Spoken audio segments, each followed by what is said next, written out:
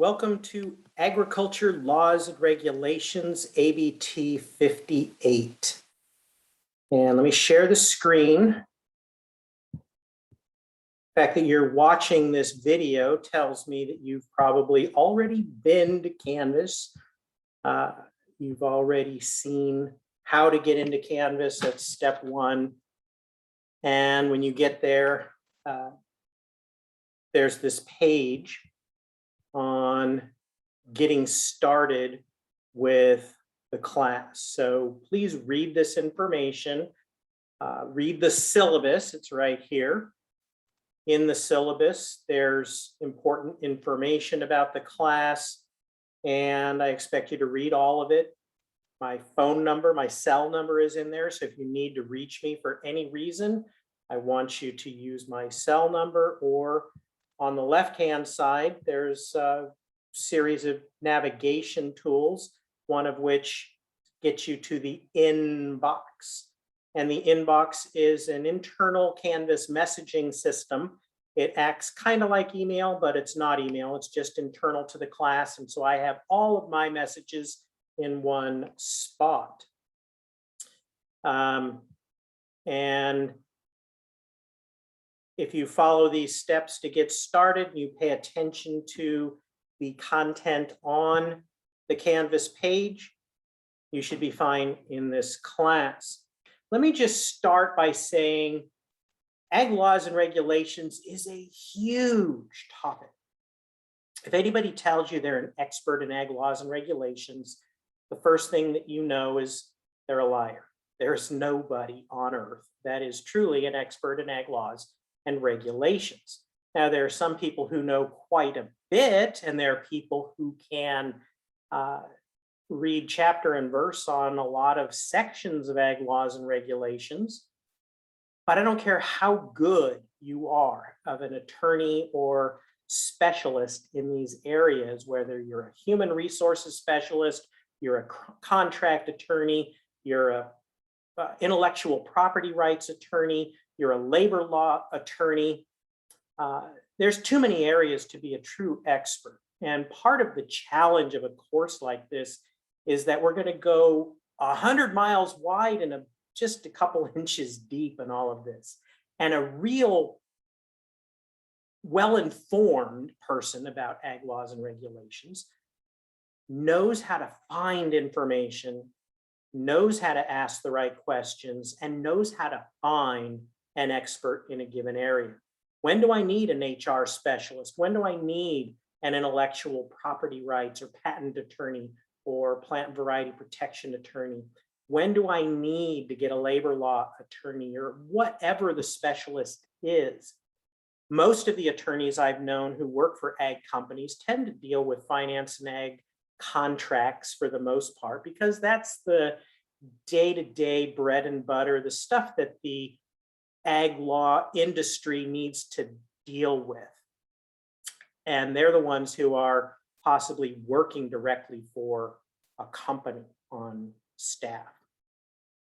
Other ag law attorneys tend to specialize in a particular area, and as they are needed, they will be working for various companies. They could be an attorney that specializes in food safety issues. They could be an attorney that specializes in labor law issues, or maybe you're doing some new research that's turning into a product. You need a patent attorney or other intellectual property rights attorney, etc. So you need to know who to call.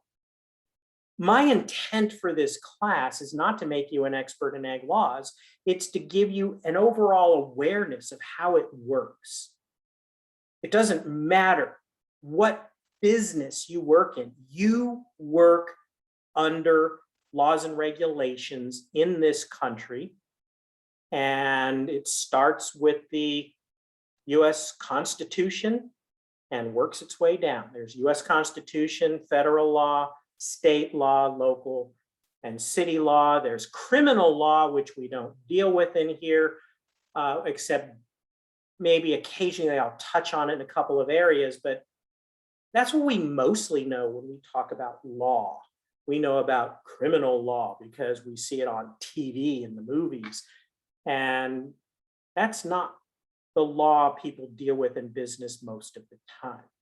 Most of the time, you're dealing with finances, contracts, property rights, labor issues, payroll issues, hiring and firing, and all kinds of things like that, environmental laws. So you're following the rules. It's a set of rules that are in place with the total intent to protect the environment, protect workers, protect businesses. And the purpose of laws should be to protect things so that we can all share the same earth, the same resources, the same communities, and it's beneficial for everybody. A lot of people bitch about laws and regulations. There's too many damn regulations, and I get where they're coming from a lot of times. I butt my head against that periodically, but for the most part, when you deal with laws and regulations and they get in the way of your day-to-day activities, or they're a pain to deal with, it's either A, because it's new and you're not used to it, you're trying to figure it out and it's just a hassle because it's new, or you already know how to do the right thing and you don't like somebody breathing down your neck, but you're not thinking about the people, the companies, the ones that would not do the right thing, would take advantage of people, who would take advantage of our environment and resources and do really bad things if it wasn't for these resources that offer consequences for bad actions. So it helps the good guy to have laws and regulations so they know what they are supposed to do. And it puts a second thought for the bad actors to say, maybe I shouldn't do that because if I get caught, there are real consequences to that. So as we go through this class, you're going to learn about some of the rules, and your job is to understand, how do I find out what the rules are in my area? And I'm not going to give you all the answers. I'm going to give you some resources, some ideas, some places to start. And as you do your job, whether you work for a company or you end up owning a company, as you do your job, you need to find out what are those things that I need to know in order to do my job correctly, safely, legally, so that I do it right. And if I don't know, who do I ask? Where do I go? Who do I call? When do I need an expert in a particular area? So like I said, we're going to go 100 miles wide and a couple inches deep on a whole lot of topics. So let's start with the syllabus. Now the syllabus is all here. I'm not going to read it all to you. I'll show you some important points, but if you scroll down to the bottom of the syllabus before course summary, you can download it here if you want to save it on your computer, print it out, save a tree. Don't print it out unless you really need to. But if you do want to save it, I'm the type, I would always have a folder, Hartnell College, ABT 58 class. You know, if I'm taking a class, I'm going to save the syllabus. I'm going to save every PowerPoint. I'm going to save it all so I have it there. So if I need to, I can refer back to it. I would recommend that you have a folder that you save these things called ABT 58 Ag Laws and Regulations, and possibly maybe even 2 folders under that, course content and homework or something like that. So everything you get from me, you put in course content. Everything you do for me, all of your homework, you put in a separate folder to keep it organized. So what is in this syllabus? It doesn't print well here. You can see it's wasting a lot of space. There's a lot of white space when it prints on or displays on the Canvas screen.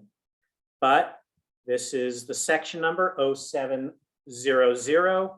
It is going to be fully online class in Canvas, asynchronous lectures. And if you need to contact me, please email using the Canvas inbox messaging system.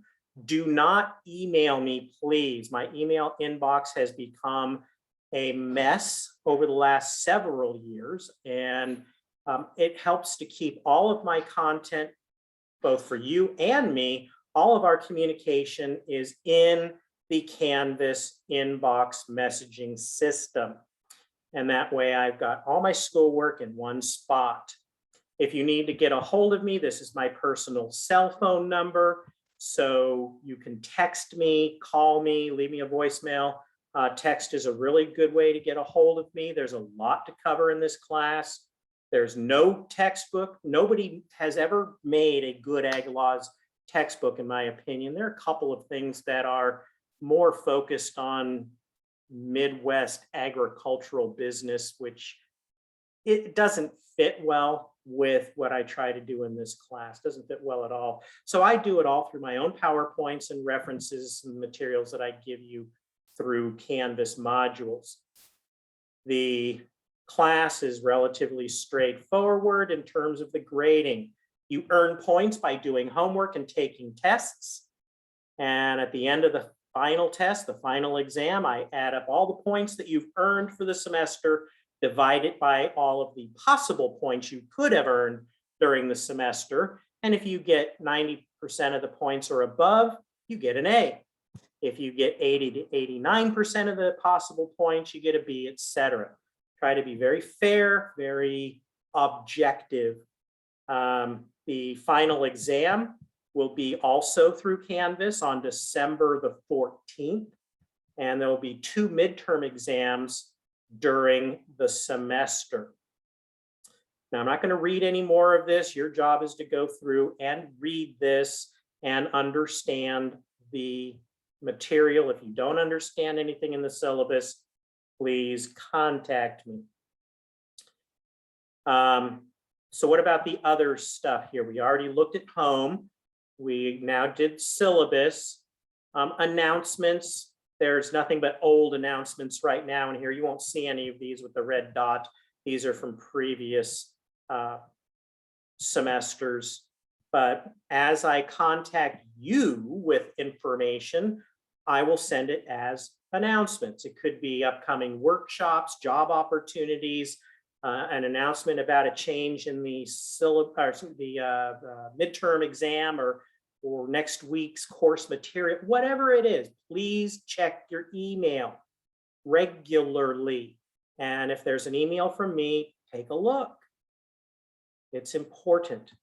All right. So announcements is how I will contact you. If it's one-on-one, I will also use the inbox system to send you an individualized personal message. Assignments, there's a whole bunch of assignments in this class. This is a listing of the assignments that are all unpublished at the moment. They're all closed. I will open them up shortly and announce to you what it is you need to do. But you'll notice summary paper, summary paper, summary paper. The 3 out of the first 4 things on this list say summary paper. Well, this is what to expect.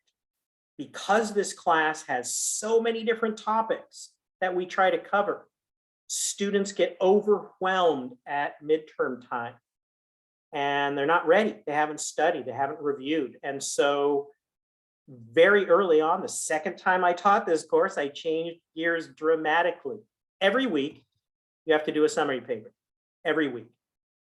And your job is to review my lecture, review the PowerPoint, summarize the information. What was the important information? If you were to turn around and explain it to your mom, brother, sister, best friend, what did we cover and what were all of the important points that we talked about during that week, or I lectured about that week, or possibly things from your reading? Because sometimes I might give you a PDF file to read or a website to read. But I'll tell you what to do, what you need to summarize. Right now, I'll tell you the introduction, there's way too much. You could write 50 pages on that PowerPoint alone because it's a historical list of really important things that have happened over the history of ag laws and regulations. And so I don't expect you to go into all of them. I expect you to hit some of the highlights.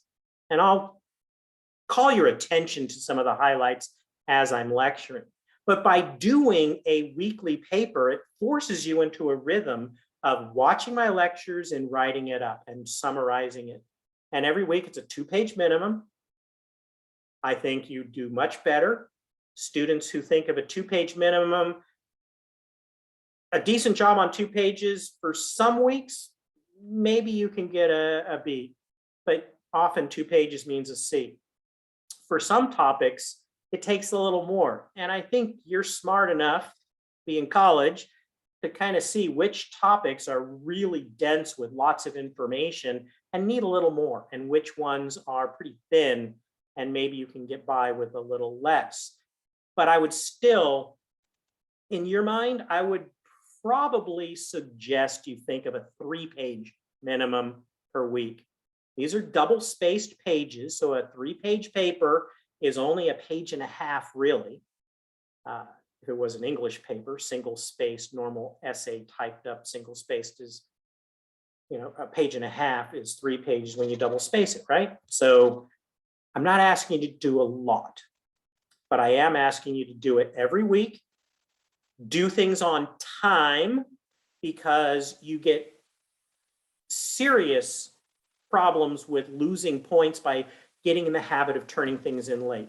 Always turn things on time, and you get 1 week from the end of the lecture period to turning things in for this class. So you can check assignments for the due dates once I get things posted. One of the first topics that we will, or assignments we will do once we get the ball rolling a little bit, I might do this week 3 to be due. So next week 2, I'll talk about it being part of your homework during week 2 to submit during week 3. That's my intent, but it might change. Keep an eye on assignments, all right? Every week is a paper. You have 1 term paper that we'll talk about later, and midterms. Now, I do want to go into modules right now because I just mentioned midterms. There's course content. When I'm done with this video, it will be here in introduction video. You're watching it, so you already should know that. The Ag Laws topic paper, I'll have a video in there as well that describes what I expect on the topic paper. The topic paper can be on damn near anything related to agriculture, and as long as it's laws and regulations. Now that, I'm not going to have that. Common writing errors. This is a writing class. I don't have time to teach writing skills, so I compiled a list of common problems with some examples of what to do and what not to do in writing, with an emphasis on some things that I see with students that learn English as a second language, primarily Spanish to English learners that make some of the same mistakes repeatedly. So it's just a helpful thing there from my point of view, and I've had an English instructor help me with that. Note-taking tips and tutorials. I think a lot of students are horrible at taking notes, and it's frustrating that you made it all this way through the educational system and you really don't know how to take notes. And if you're somebody who's really good at taking notes, kudos to you, congratulations. If you're somebody who's not there or really not there, this is really a time to practice. Effective, efficient note-taking is important, not only in college, but in life. You're at a meeting at work and you're not taking notes and writing down important dates and things that the boss is saying, and you're not aware of things because you forgot it, you weren't paying attention. That really doesn't bode well for your professional career. You've got to learn how to focus, pay attention, and write down important things without missing the next thing in line. This online resources, some useful links, that is just a collection, the tip of the iceberg of some web links, what I call the webliography from an old, what was it, eCollege shell system that we had before Canvas. But there are a lot of good things in there for doing research, things about schools, important governmental organizations, lots of things that might be interesting for somebody in ag. Then what's going to happen? Now there's some things that are not true. It's not Martin Luther King holiday. I've got that grayed out. I'm in instructor view. It will look a little different when you go through this, but I'm going to first start off with a fairly lengthy history of ag laws and regulations. And then we'll get into vehicle rules, labor law, safety, utility patents and other kinds of patents, and plant variety protection patents, endangered species, et cetera, just all over the map. And then on October 11th, we'll have our first midterm. Then do a couple more things, air quality, pesticide laws. Again, I will open these up as I get the lectures, the recorded lectures like I'm doing here, once I get them done. As soon as I get them done, I will open up the week. So they'll roll out ahead of you. Passive hazard analysis and critical control points. Maybe you've heard of it, maybe you haven't. But after midterm 2 on November 1st, we have a lecture the same week. So this is going to be kind of busy. If you notice, midterm 1 is on October 11th, and then we're having the next midterm number 2 on November 2nd. Boom, boom. We get the 2 midterms for the class out of the way pretty quickly. And it's because of the complexity of the content. And I'm going to leave it that way. But be aware that as soon as you're done with one midterm, you're going to have another midterm. And then more content all the way to week 16, where we have our final exam on Tuesday, December 14th. The semester is over. All of the midterms will be online. The final will be online.